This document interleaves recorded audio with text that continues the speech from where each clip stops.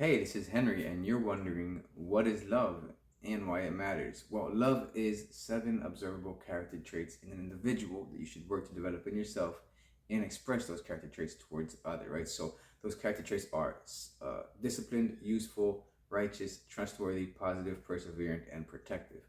Now, stay tuned because we're going to go into each one of those in a little bit. But before I do, it's very important that I share some very truth about love with you, okay? So love is the same love, right? No matter what the content or the intent is. You may have heard that there's different types of love, but that's not really different types of love. What it is the words describe different intents and context of that expressed love. The love is the same though, because the only love that exists is the love of God, right? Because He is the origin of love. And so if it's not from Him, then it's not genuine love, right? And then it's manipulation stuff.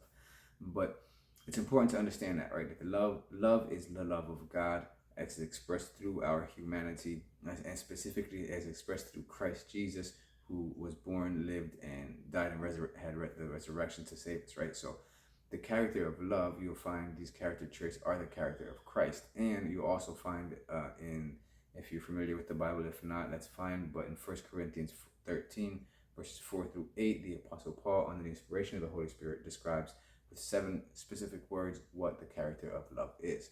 And so we're going to go over those character traits right now. And then again, what changes again is not the actual love, but the context and the intent. So for example, if I were to go give my brother a hug, and he would know, and obviously he'd give me a hug back, he would know that it's expressing to let him know I appreciate him, to let him know I care about him, right? To let him know that I love him, right? That I cherish him and value him. But if I were to go and give a hug to a spouse, right, to your wife or to your husband, and you were to squeeze it a little bit harder and maybe lower your hand to rub over their bottom, right? Then that would be a different context, right? Because obviously I'm not trying to create arousal in my brother, but in my wife I could be if that's the intent of that hug, right? So it's the same love. What changes is the context and the intent. It's very important to understand that, because that way you don't get confused to thinking, you're being attracted to people that you shouldn't be, thinking that it's love and it's not love at all, right? It's just an emotion, and a character in itself is, and love in itself is character, right? Character is consistent, whereas emotions are not. So with that said, kind of getting that cleared up, now let's talk about the 7 evidences, right? Again, disciplined, useful, righteous, trustworthy, positive, perseverant, and protective. Okay, so the first one we're going to talk about is discipline, right? And discipline, let's define discipline. Discipline means doing what needs to be done when it needs to be done with excellence, even if you don't feel like doing it and absolutely nobody is watching, right? A lot of people, we understand that, there's things that we need to do in order to get where we want to get, right? Whether that's physical training, whether that's weight loss, whether that's learning something, right? Whatever it is, there's things that have to be done and there's things that you have to not do, right? So having the discipline is doing what needs to be done when it needs to be done with excellence, even if you don't feel like it and nobody's watching. But it also means having the self-discipline to not do anything that's gonna sabotage your progress or your growth, and anything that's gonna get in the way of achieving your goals and progressing, right? Or that of others. So think of this kind of like, if let's say you've got a weight gain or weight loss goal, or you've got a physical goal that you want to gain 10 pounds for muscle, right? If weight training, or you want to lose 10 pounds, right? Whatever it is. This is hypothetical.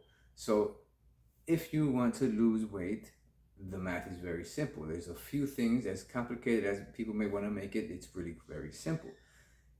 Calories in have to be less than the calories burned in order for you to lose weight, right? And if you want to gain weight, well, calories in have to be higher than your calories that you burn each day, right?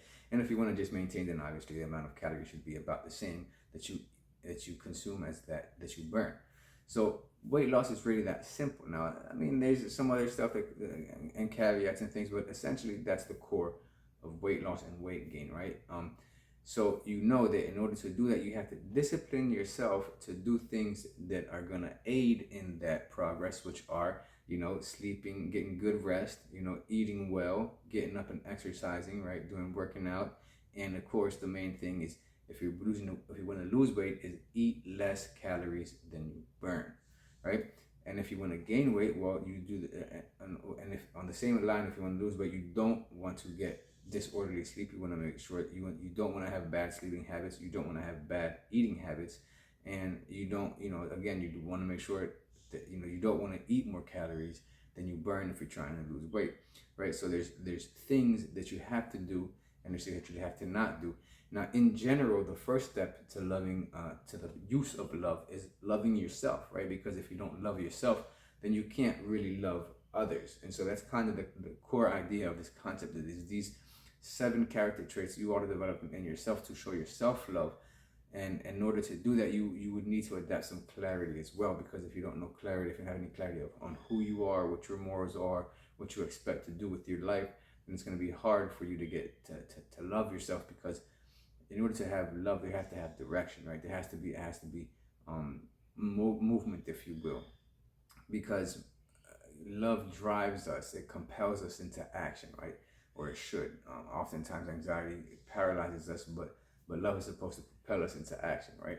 So it's important that you take these. So what does that mean? Like, let's make this applicable for you, right? So let's say you're whatever your goal is, whether it's a physical goal as we were just talking about, or if you've got a business goal, or a financial goal, or an educational goal, or whatever your goal is, have it clearly defined so that your subconscious is gonna automatically start favoring actions that are gonna take you closer towards that goal, as long as you have it clear and you see it every day, than it is if to do things that are going to throw you off course. But has to be a conscious effort, right?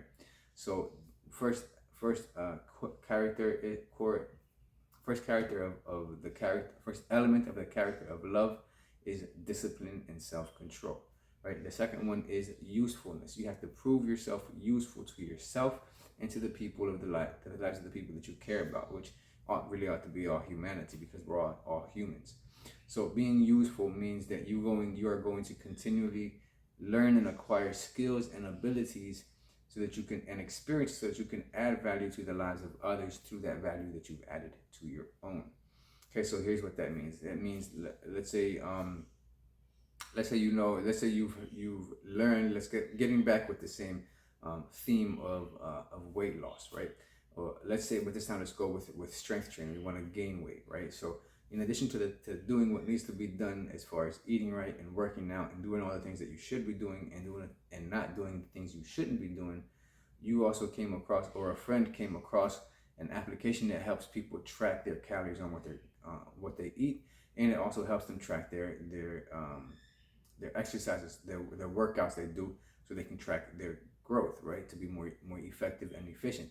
Well, if your friend shares that application with you, and it's because he found value in it, because it was helpful for him, well, he was useful in your life because he provided a resource to help you achieve your goal that he didn't ask anything in addition for, that he was just providing because he cares about you and he wants to see you progress to where you want to get, right? So it's important to be useful in the lives, and we need to get past what I call convenience kindness, which is like, oh, you were leaving at the grocery store, so at the 7-Eleven or whatever, and there was someone behind you, so you just happened to hold the door for a few extra seconds. I mean, that's not, I mean, it kind of is useful, but it's not real, genuine, deep usefulness in the lives of others.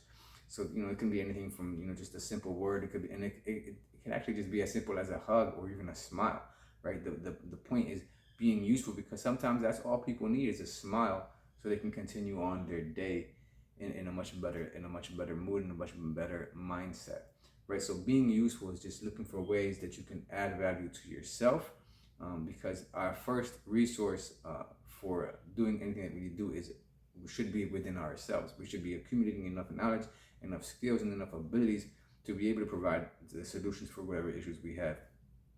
If we don't, then obviously we seek a mentor, because obviously we should all have a mentor that is in a place where we desire to be, that can help guide us on our way there, right? So being useful is really important. The third element of the character of love is righteousness. Now, don't get scared. I'm not talking about being perfect at all. What righteousness means is to love and live and do what is right. And what is right? Well, what is right is anything that creates, that produces, prolongs, or protects life, right? So keep in mind, this really what this at the core of this is how if you were to hear well really, because first we're going to talk about application to self. So what it really means is it means celebrating your wins, not beating yourself up for the losses, but analyzing and extracting value from those negative experiences as well. But really it's about liking and doing and what is right and what is favorable for life, right? So obviously if one of your, let's say uh, your greatest opponent or your greatest competitor, right? They've come up the next tomorrow. The news announces that their company went bankrupt, or that they're involved in a bunch of scandals. How would you respond to that? Would you respond like, "Oh man, that's awesome! Now I have one less competitor that I have to worry about," or would you be like, "Man, that's unfortunate, man. I hope everything turns out good for them," right? It's a position of your heart where where there's no malice, right? Where what you want, you desire it, because you can't think in lack, and that's another thing: is scarcity and lack. There's more than enough for everybody to have more than enough, and there would still be more than enough left over, as my mentor Myron says. Um, so it's important that you celebrate your wins, that you allow yourself to be in that position where you celebrate and are happy for the victories of others. Because if you're not, I mean, the only other option is being bitter, right? Or is being, having malice, where, oh, I'm glad they went bankrupt. I'm glad they've got these scandals, right? And that's not good. That's not a long-term success strategy at all. So you want to make sure that you're righteous, which just means loving what is right, right, and doing what is right. And then trustworthy is a very important aspect as well, because of course, if you're not trustworthy, then it's hard to do business with the person you don't trust, right? And trust worthy is just the way that you become trustworthy is very simple. Simply make sure that your words and your actions align. Do what you say you're gonna do, and don't do what you say you're not going to do.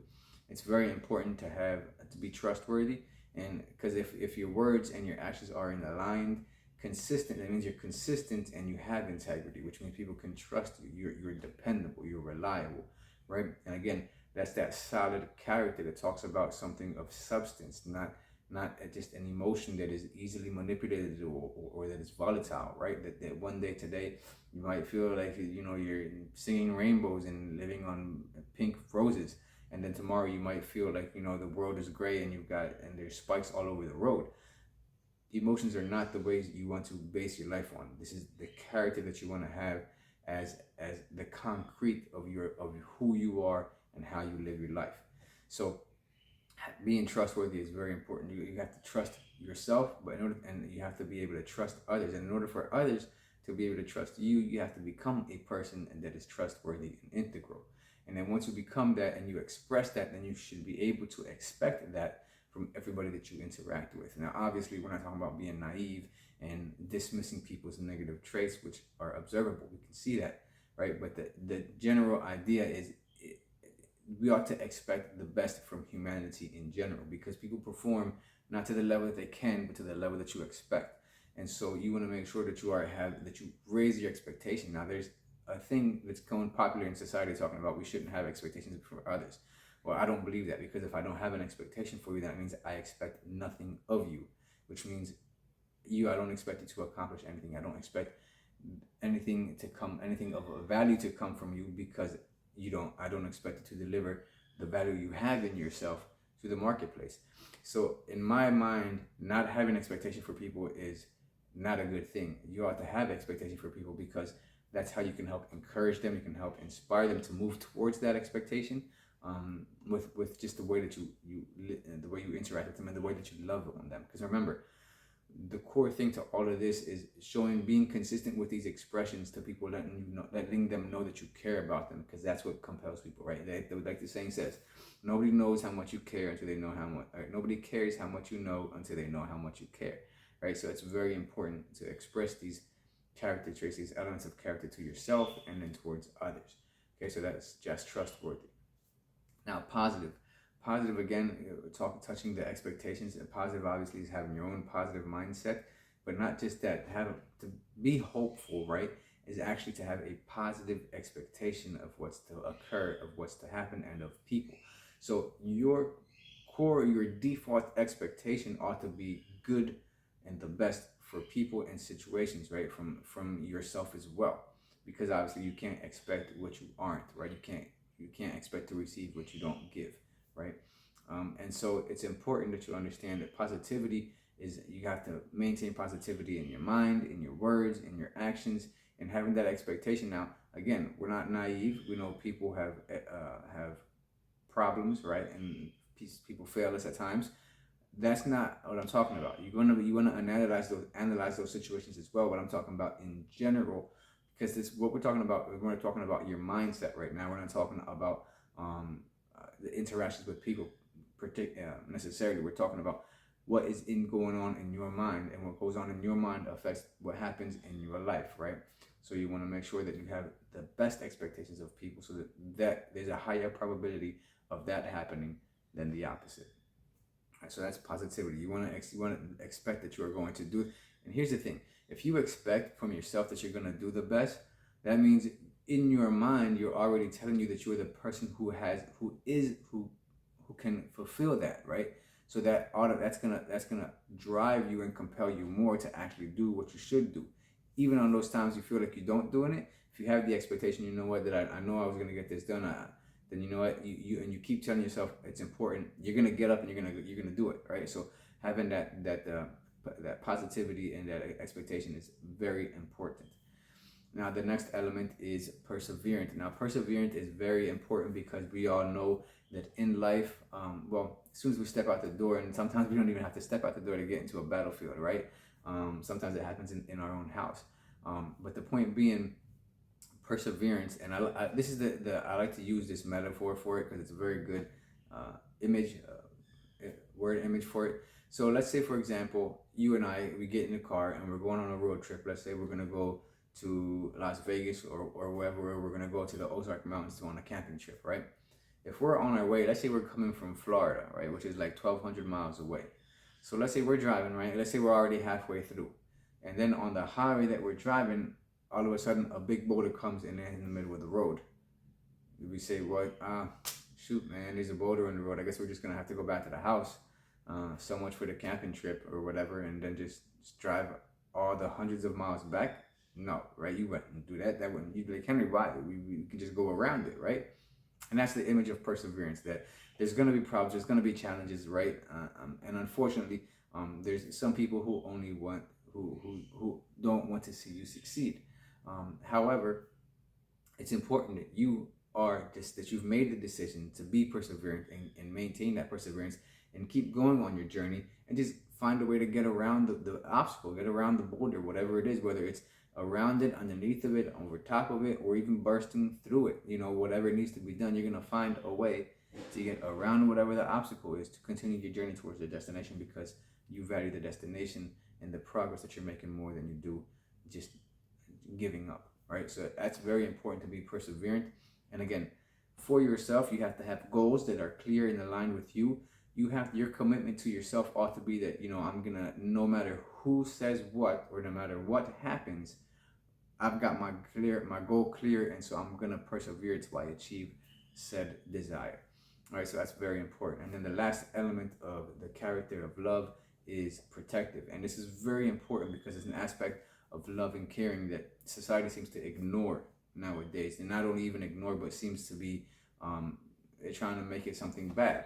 Like, how can it be bad for you to protect life, right? We were talking about earlier, being righteous means loving and doing all things that prolong, protect, and produce life, right? So it's similar along the same things, but this is a much more practical aspect, in that you have to prepare yourself to protect your mind, right, your emotions, and obviously your physicality, your body, from things that might want to throw you off or sabotage your success, or even from actual physical attacks, right? So being protective means that as a man, it's our role primarily to take up for defense in life, of life, when there's women and children who may be in harm's way, Right now, it's obviously good for women to be able to protect themselves as well, and children as well. But as a man, it's really our role, a part of our functions to be that protector, right? And so you have to be in a place where you are able to defend your life, to be able to protect your mind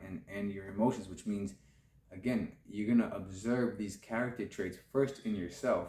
And then before getting into, before allowing your emotions to permeate a relationship, what you're going to do is first you're going to see if that foundation of the character of love is there for the person towards themselves and then towards you. Because unfortunately, the majority of people aren't in the condition to really be loved because they don't even know how to love, right? So the vast majority, unfortunately, don't have clear what love is. And so if you don't know what something is, how can you express it? How can you have it? How can you be it, right? Because again, this love is character, right? It's not the fleeting emotion of being in love or infatuation. It's two very different things.